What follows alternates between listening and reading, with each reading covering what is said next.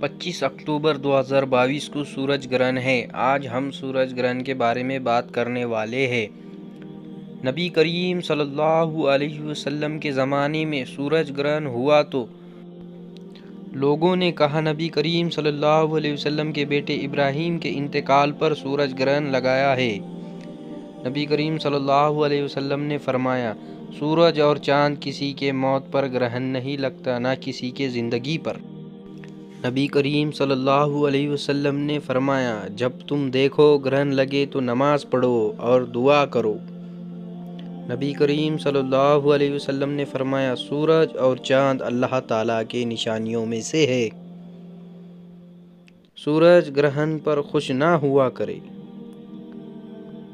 سورج گرہن کی نماز کتنی پڑھے؟ سورج گرہن کی نماز 2 رکعت بھی پڑھی جاتی ہے، 4 رکعت بھی پڑھ سکتے ہیں اور 6 رکعت بھی پڑھ سکتے ہیں۔